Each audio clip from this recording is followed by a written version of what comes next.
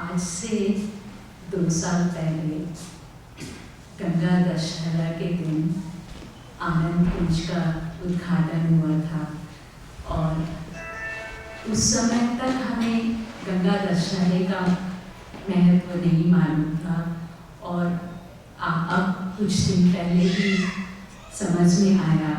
गंगा दशहरा जैसे हमारी मान्यता है कि भगवान विष्णु के चरणों से गंगा उत्पन्न हुई और उसका वेग इतना अधिक था कि उसे और कोई धारण नहीं कर सकता था, उसको और कोई संभाल नहीं सकता था, तो उसे भगवान शिव ने अपनी जटा में धारण किया, उसको अपनी जटा में समेट के रखा।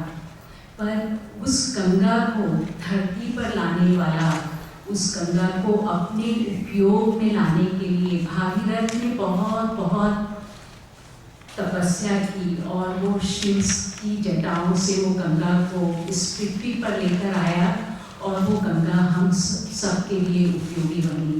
उसमें लोग नहाकर अपने तन को, मन को शांत करते हैं, साफ करते हैं। तो मन में यही भाव आ रहा था कि गंगा दशहरा के दिन जब यहाँ का उद्घाटन हुआ और तो ये लगता है कि परमात्मा की शक्ति तो है। जैसे बाबा ने ज्ञान प्राप्त किया, बाबा के जो ज्ञान की गंगा थी उसे माँ बनारसा ने अपने जीवन में धारण करा, पर उस ज्ञान की गंगा को बहाने वाले सद्गुरु, उन्होंने उस गंगा को इस धरा पे लाया। इस अमेरिका की भूमि पर, कलकत्ते की जगह की और न जाने कहाँ वो उस नदी को लेकर, उस भाव की गंगा को लेकर आएंगे। तो यही मन में ये ख्याल आ रहा था कि परमात्मा की शक्ति तो होती है, पर उसकी शक्ति हर कण में, हर जगह व्याप्त है, पर उसकी शक्ति को अपने जीवन में लाने वाला एकमात्र संत है। परमात्मा स्वयं उतर कर, विष्णु स्वयं नहीं आए, वो किसी न किसी को भेजते हैं। जैसे बहुत बार ये प्रश्न उठता है कि गुरु और भगवान में क्या अंतर है, तो मुझे ऐसा लगता है कि जैसे आसमान में सूर्य होता है, वो अगर नीचे धरा पर आ जाए तो सब कुछ तहस नहस हो जाएगा, और पर वो अपनी किरणों को भेजता है। तो वैसे ही परमात्मा है और परमात्मा अपने किरणों के रूप में, अपनी शक्ति के रूप में संत को भेजता है। कोई भी फर्क नहीं है परमात्मा में और संत में।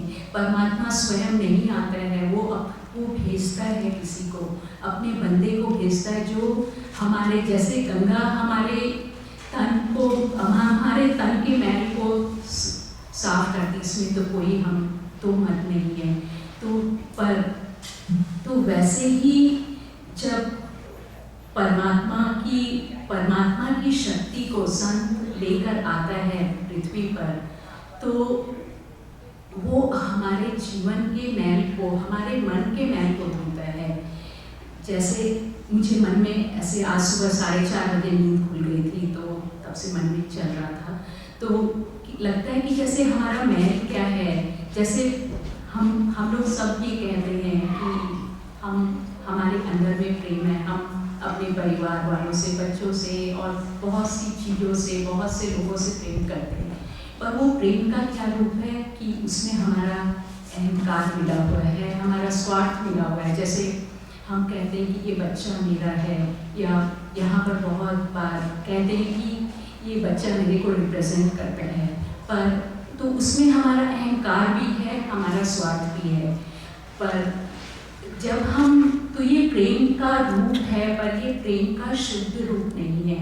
प्रेम का शुद्ध रूप हुआ जब उसमें न अहंकार है न स्वार्थ है। तो परमात्मा का बच्चा संत जब आता है तो वो हमारे मन के मैल को, हमारे विचारों को शुद्ध करता है, जैसे हमारे प्रेम की भावना को वापस से शुद्ध करता है। परमात्मा की शक्तियाँ क्या है, जैसे करुणा है, क्षमा है, ये सब हम भूल चुके हैं। हम जीवन में छोटी छोटी बात से उद्वेलित हो जाते हैं या और नाराज हो जाते हैं, छोटी छोटी बात का दुख मनाते हैं, पर वो संत आता है, वो हमें वापस से हमारे जीवन को शुद्ध करता है। ये सत्संग और कुछ भी नहीं है, ये बहुत पॉजिटिव चीज़ है, इससे हमें कुछ न कुछ फायदा होगा, हमें हमारा जीवन इससे साफ होता है। और सद्गुरु को कुछ भी नहीं चाहिए, वो बस यही चाहता है कि हमारे बच्चे, उसके बच्चे खुश रहे। परमात्मा अगर हम लोग बस यही चाहते, सद्गुरु यही चाहते हैं कि उसके बच्चे आनंद से रहें और शुद्ध रूप लेकर रहें। हम लोग बहुत, कितने माँ अपने बच्चे को कभी गंगा जैसे नहीं देख सकती, वैसे ही वो भी जब हमारे मन में, हमें अभी तो सत्संग में आने के पहले अपने मैल का भी नहीं पता रहता है, अपने विचारों का भी न विचार का पता रहता है, न विकार का पता रहता है, पर सत्संग में आके पता तो चलने लग गया कि कहीं कहीं मेरी गलती है, या कहाँ पे मेरे मन में कितने विकार है, विचार है। तो सत्संग उन्हीं विचारों को साफ करता है और कुछ भी नहीं है। ये सीधा साधा सिद्धांत है कि आप आइए, शांति से बैठिए, अपने आप को अवलोकन करिए, और अपने देखने मात्र से ही हमारे बहुत चीज़ें कम हो जाती है। तो ये सत्संग एक, जैसे कहते हैं कि एक प्लेटफॉर्म है जहाँ पे आपको, आप जिस भी गाड़ी में बैठना है आप बैठ सकते हैं। ज्ञान की गाड़ी में, भक्ति की गाड़ी में, राम की गाड़ी में, कृष्ण की गाड़ी में, संत की गाड़ी में, ये एक प्लेटफॉर्म है। और पर गुरुदेव ने कभी नहीं कहा कि आप मेरी पूजा करो, पर हम यही कहेंगे कि हमें जिससे मिला है हम लोग उसे ही मानेंगे। और पर आपसे यही प्रार्थना कि आप जीवन में जिसको भी माने उसको जुड़ के माने और उसी से जुड़ के रहें। और यही है कि हमें अपने जीवन को साफ करना है। हमारे जीवन बहुत सिंपल है, life is very very simple, पर हम लोग उसको बहुत कॉम्प्लिकेट कर देते हैं। तो जीवन को सुंदर सरल बनाना है, और ये सत्संग से सिंपल साधन और कोई भी नहीं है। यहाँ पे न कुछ छोड़ना है न कुछ करना है, बस उसको याद करना है और अपने आप को देखना सीखते हैं। यही सत्संग का बेसिक सिद्धांत है। बस आप लोग से सबसे रिक्वेस्ट है कि आया करें और अपने आप को जानें।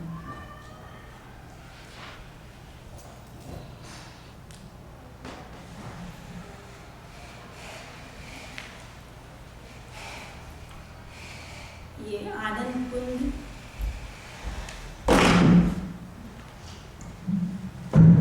सदन का आज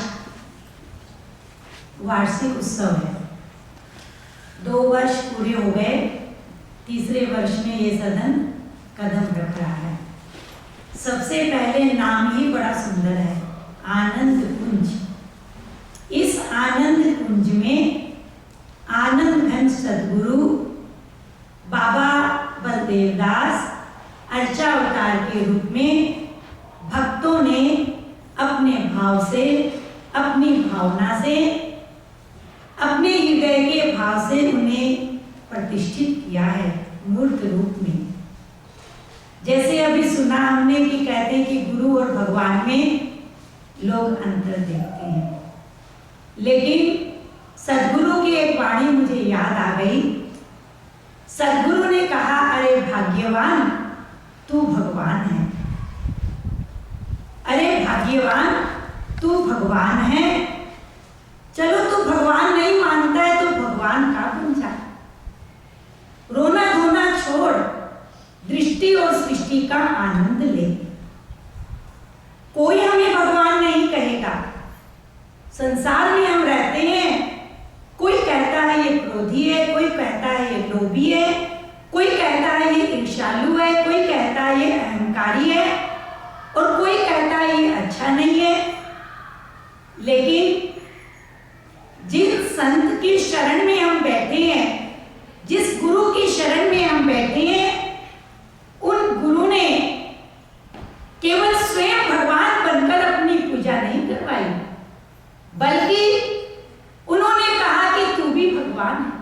तू पापी नहीं है, तू संतापी नहीं है, तू छोटा नहीं है, तू दीनहीन नहीं है, तू अपनी महिमा को जान।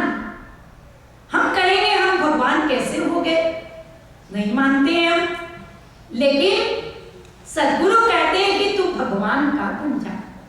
सब कर्म करे संसार में, लेकिन भगवान का बन के करे, भगवान का होकर करे, फिर हम हर प्रकार से निश्चिंत रहेंगे। एक दृष्टांत हमने पढ़ा था, भक्त शिवाजी था, उनके गुरु थे समर्थ रामदास। समर्थ रामदास शिवाजी के पास कमंडल फैलाकर भिक्षा मांग रहे हैं, गुरु दक्षिणा दो। शिवाजी ने एक पेपर में लिख दिया कि तन मन धन सब कुछ तेरा, और लिखकर उस कमंडल में डाल दिया। अब स्वामी रामदास ने कहा कि उतरो सिंहासन से, अब तुम्हारा कुछ भी नहीं है, ये सिंहासन मेरा, ये राज्य मेरा, तुम मेरे, सारे राज्य के साथी मेरे। शिवाजी उतर गया। फिर पुनः उसके गुरु ने उन्हें फिर सिंहासन पर बैठाया और कहा, राज्य तुम ही करोगे, मैं तो है मेरा, मन में ये रखो कि ये राज्य मेरे गुरु का है, करोगे तुम ही। कहने का तात्पर्य सदगुरु यही करते हैं। सदगुरु को जब हम कहते हैं कि सदगुरु हम तेरे हैं, हमारा सब कुछ तेरा है, तो वो क्या करता है? वो कहता है कि तुम रहो संसार में, सारे कर्म करो, सारे व्यवहार करो, कर्तव्य का पालन करो, लेकिन भीतर में ये भाव रखो कि मैं भगवान का हूँ, भगवान मेरा है, मैं भगवान का हूँ, मैं उससे अलग नहीं हूँ।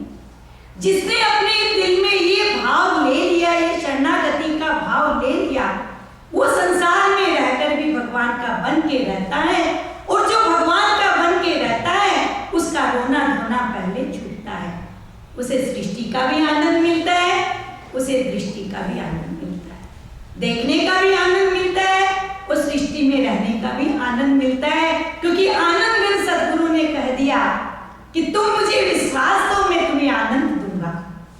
हमें अपना विश्वास देना होगा, बिना विश्वास दिए हम आनंद नहीं ले पाएंगे। विश्वास देकर देखो, गुरु को अपना मानकर देखो, गुरु का बनकर देखो, गुरु क्या करता है, गुरु क्या नहीं करता है। अभी हम गुरु की शरण में बैठे हैं, देखो कितने निश्चिंत होकर आनंद के भाव में बैठे हैं। ये स्वर्ग से भी अधिक बढ़कर आनंद हमें यहाँ मिल रहा है, क्योंकि ये गुरु की सभा है, ये गुरु का द्वार है। यहाँ पर सात्विक भावना कार्य करती है। जहाँ सद्गुरु संत महापुरुष विराजमान रहते हैं और संत महापुरुषों का सत्संग होता है, वहां पर सारे देवी देवता आकर वहां पर अपनी दर्शक होकर, मूक होकर देखते हैं। अभी भजन में सुना कि नर भी आए, नारायण भी आए, और सुना कि ये पावन धरती है, यहाँ पर भाव का सावन बरस रहा है। ये सब अभी हमने भजनों का भाव संत के बच्चों के मुखार बिंद से हमने सुना, और सत्संग की महिमा भी सुनी। एक छोटा सा सत्संग की महिमा पर दृष्टांत याद आ गया। नारद जी के मन में भगवान श्री हरि के पास पहुंचे और कहने लगे कि सत्संग में कर रहा हूं, सत्संग की महिमा का बखान करिए, उसका रूप दिखाइए। भगवान जी बोले ठीक है। नारद जी से कहा कल तुम एक गिरगिट है उसके पास जाना, वो तुम्हें सत्संग की महिमा के बारे में बताएगा। जैसे ही नारद जी उस गिरगिट के पास गए और कहने लगे कि सत्संग का महत्व बताइए, सत्संग की क्या महिमा बताइए, वैसे गिरगिट ने अपने प्राण छोड़ दिए। फिर लौटकर आ गए श्री हरि के पास और कहने लगे क्या करूं भगवान, उसने तो प्राण ही छोड़ दिए। बोले जाओ, एक जगह एक तोता है, वो तुम्हें बताएगा। फिर तोते के पास गए, कहने लगे, उसने भी अपने प्राण छोड़ दिए। फिर वो आ गए श्री हरि के पास, बोले ये क्या हो रहा है? बोला अब की बार तुम एक राज्य में जाओ, एक राजकुमार का जन्म हुआ है, 2 महीने का है, वो तुम्हें बताएगा। अब नारद जी तो डरते डरते गए कि कहीं राज्य में जाऊं, राजा के पास जाऊं, राजकुमार को बोलूंगा, अगर वो अपने प्राण छोड़ दिए तो राजा तो मुझे बंदी बना लेगा, मैं क्या करूं? लेकिन मैं अपने भगवान की आज्ञा को छोड़ नहीं सकता हूं। गया, उसे कहने लगा सत्संग का महात्म्य बताइए, क्या महत्व है, कैसे सत्संग का अनुभव होता है। वो हंसने लगे। बोला देखो यही तो सत्संग का महत्व है, तुम सत्संग कर रहे हो, मैं गिरगिट योनि में था, वो योनि त्याग कर मुझे तोता की योनि मिली, और तोता की योनि त्याग कर देखो आज मैं राजा का राजकुमार बन गया। तुम्हारे सत्संग करने से, तुम्हारे सत्संग के प्रभाव से मुझे कितना लाभ हुआ है, और जब तुम कर रहे हो तुम तो हर समय भगवान के सानिध्य में हो। कहने का मतलब संतों का सानिध्य, संतों की सत्संग बड़े भाग्य वालों को मिलती है, बड़े किस्मत वालों को मिलती है। एक पल का सत्संग हमारे जीवन को बदल देता है, हमारी भावनाओं को बदल देता है, हमारे अंदर में आनंद का भाव जगा देता है। तो संत महापुरुष जन जन के कल्याण के लिए धरती पर उतर कर आते हैं, धरा को पावन बनाते हैं। जैसे अभी हमने सुना कि गंगा दशहरा के दिन इस सदन का उद्घाटन हुआ और सद्गुरु ने इस धरा पर भाव की गंगा बहाई है। अब इस भाव की गंगा में जो स्नान करेगा, काले कौवे भी हंस बन जाते हैं। कितने कालिमा लेकर आते हैं हम अपने हृदय में, और जैसे ही हम सत्संग में बैठते हैं, सत्संग के भाव में स्नान करते हैं, हमारा मानस हंस बन जाता है। अब हंस बनकर हम सत्संग के मोती चुगते हैं, सत्संग का भाव लेते हैं। तो गुरु और भगवान में कोई अंतर नहीं। अगर गुरु नहीं होते तो भगवान धरती पे प्रकट ही नहीं होते। गुरु ने भगवान को प्रकट कर दिया, गुरु ने हम सबके अंदर के नारायण को जगा दिया। कहता है तू नर है, तेरे अंदर में नारायण है। उस नर के अयन के नारायण के भाव को, और नारायण का भाव सबसे बड़ा क्या है कि नारायण करुणा से ओतप्रोत है, वो करुणा बरसाते हैं, दया बरसाते हैं, समता का भाव है, सबको गले लगाते हैं, सबसे प्रेम करते हैं और सबको अपने हृदय में स्थान देते हैं। वो नारायण का भाव है। वहां पर कोई द्वेष का भाव नहीं है, कोई द्वेष का भाव नहीं है, कोई अहंकार का भाव नहीं है। कहते हैं एक मयान में एक ही तलवार रहती है। अगर अहंकार है, मैं है तो तू नहीं, और तू है तो मैं नहीं। सद्गुरु ने कह दिया कि बाबा जब मैं तेरी दुनिया में आया तो मैं अनाथ था, और जब तुम मेरी दुनिया में आए तो मैं सनाथ हो गया। गुरु का बहुत बड़ा भाव है, गुरु की बहुत बड़ी देन है। हम सत्संग करेंगे, सत्संग में आकर बैठेंगे, सत्संग भी हम नहीं कर सकते हैं, वो हमसे करवाता है, हमको बेचैन बना देता है, हमारे भीतर में भाव जगा देता है, हमारे भीतर में प्रेम जगा देता है और हमारी हृदय की डोरी, हमको हृदय को डोरी बांधकर अपने पास बैठा लेता है। कहते तुम करो, मैं बोलूंगा, तुम बैठो, मेरे समीप बैठो, मैं तुम्हारे सारे मैल को धोऊंगा, तुम्हारे अंदर की भावनाओं को शुद्ध करूंगा।